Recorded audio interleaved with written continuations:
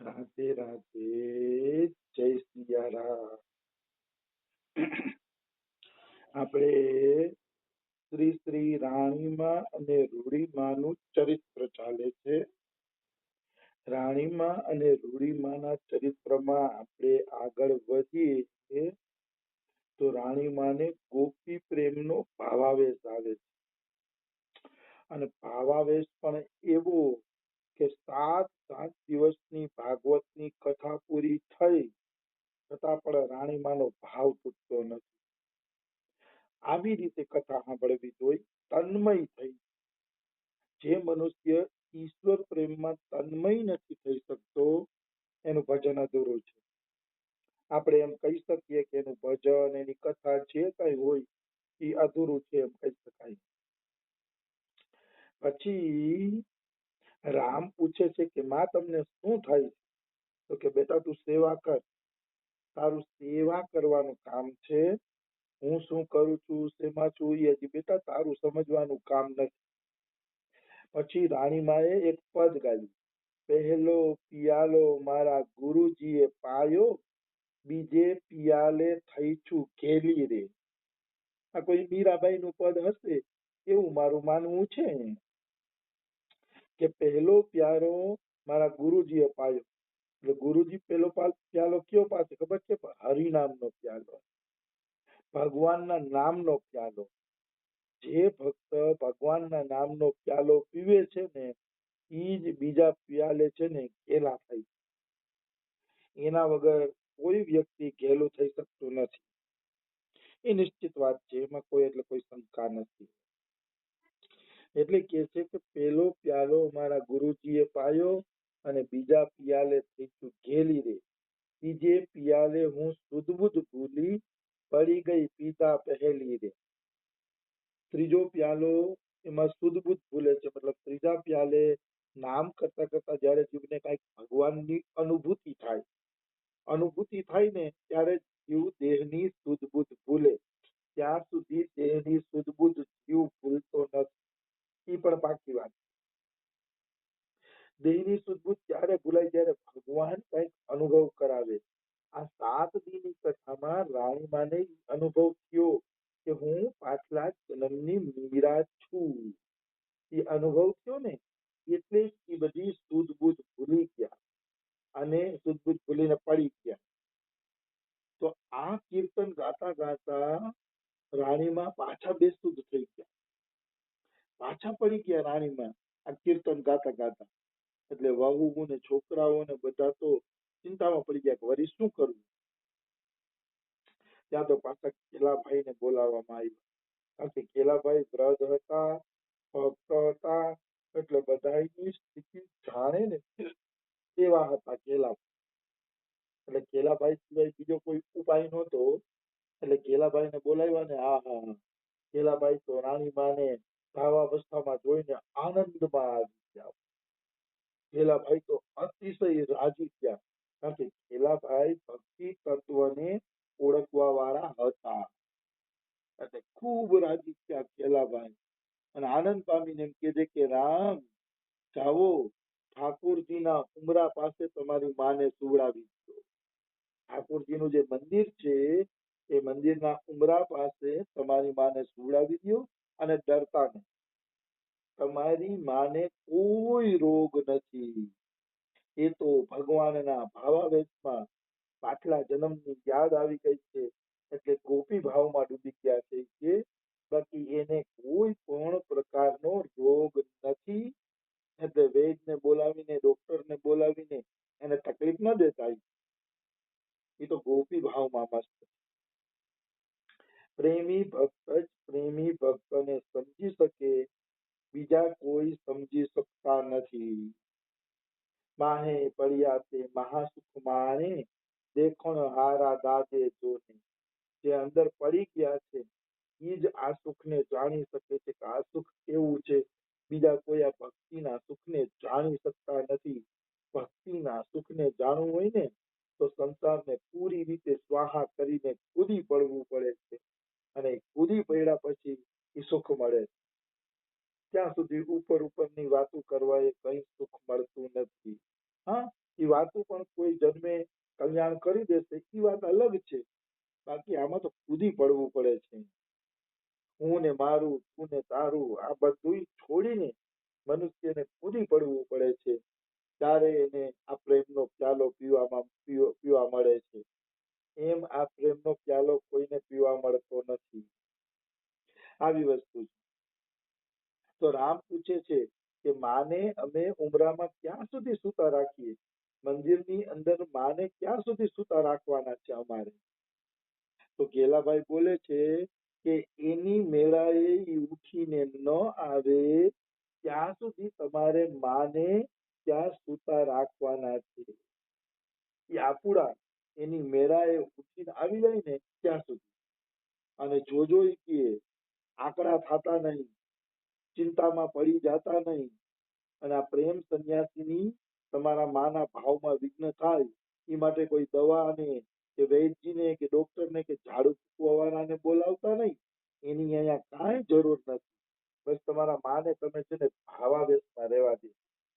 એને એના ભાવની મસ્તીમાં રહેવા દે. આવી સૂચના કેલારામજી આપે છે. હા, નકર ઘણાને એમ થાય ચાલો ડોક્ટરને બોલાવી, માને કાંઈક થઈ ગયું હશે, વાયુ ચડી ગયો હશે, કે આમ થયું હશે, કે તેમ થયું હશે, એમ માનીને ઘણા લોકો ડોક્ટરને બોલાવવાનું એવું વિચારતા હોય. એટલે કેલાભાઈએ પહેલા જ સૂચના આપી દીધી કે ડોક્ટરને કે એને કોઈને બોલાવવાની જરૂર નથી. માને એમને એમ રહેવા દેજો, બધું થઈ જશે. ચિંતા ના કરતા. અને વાત એ હતી કે ભાવાવેશમાં જે હોય એને કોઈ પણ રીતે વિઘ્ન નાખવું જોઈએ નહીં. હવે હું તમને એના બે પ્રસંગ કહીશ એટલે ખબર પડે. એક છે ને રૂકમણી લક્ષ્મી મણી દેવી હતા. રામ કૃષ્ણ પરમહંસના શિષ્ય લક્ષ્મી મણિદેવ. એ લક્ષ્મી મણિદેવી એકવાર ભાવાવસ્થામાં વયા. અહીંયા કઈ શરીરનું ભાન નહીં, કઈ નહીં. બસ આંખ બંધ છે, શ્વાસ હાલે છે અને ભાવાવસ્થામાં વયા ગયા. તો બધા લોકોએ નક્કી કર્યું કે હવે શું કરવું? લક્ષ્મી મણી દેવી તો ભાવાવસ્થામાં વયા ગયા અને 5-6 કલાક થઈ ગયા છે.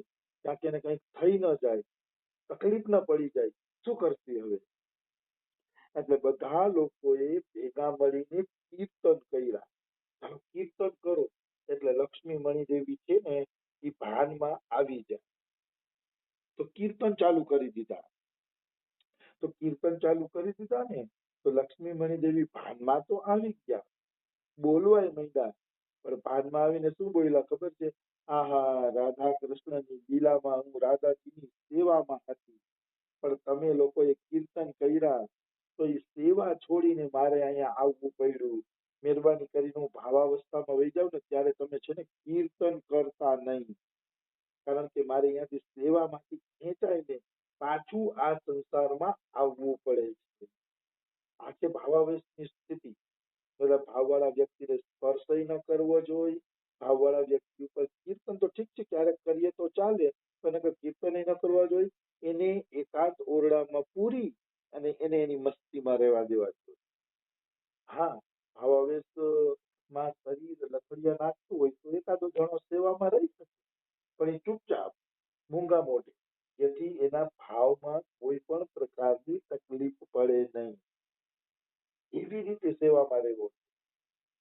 પણ ભાવાવેશ વાળા વ્યક્તિને બને ત્યાં સુધી હેરાન કરવા જોઈએ નહીં. કારણ કે એને એવો રસ મળતો હોય છે કે જ્યારે એને એમાંથી બહાર નીકળવું પડે છે ને ત્યારે અતિ પીડા થાય, અતિશય પીડા થાય. હવે ભાવાવેશ વાળાનો સ્પર્શ ન કરવો જોઈએ એની વાત કહું તો અમારા અહીંયા ભક્તિ બાબા છે ગુજરાતી આશ્રમની અંદર. અને એ ભક્તિ બાબાના ગુરુ જય નીતાઈ બાબા. અને જય નીતાઈ બાબાના ગુરુ હતા, નામ મને ભૂલાઈ ગયું, એનું ગ્રંથ ભક્તમાં ચરિત્ર પણ આવે છે, નામ ભૂલાઈ ગયું. તો જય નીતાઈ બાબા એ પોતાના ગુરુની સેવામાં રહેતા હતા. તો એકવાર ગુરુજીને ભાવ આવ્યો ને જય નીતાઈ બાબાએ એનો સ્પર્શ કર્યો ને તો એના ભાવથી એવો ઝટકો લાગ્યો કે જય નીતાઈ બાબા 10 ફૂટ દૂર ઉતરીને પડી ગયા. 10 ફૂટ દૂર. પણ પછી કઈ બોલ્યા નહીં.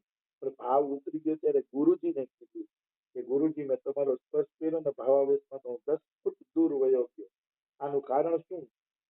ત્યારે ગુરુજીએ કીધું કે બેટા કોઈ ભાવાવસ્થામાં હોય ત્યારે એને સ્પર્શ ન કરવો જોઈએ.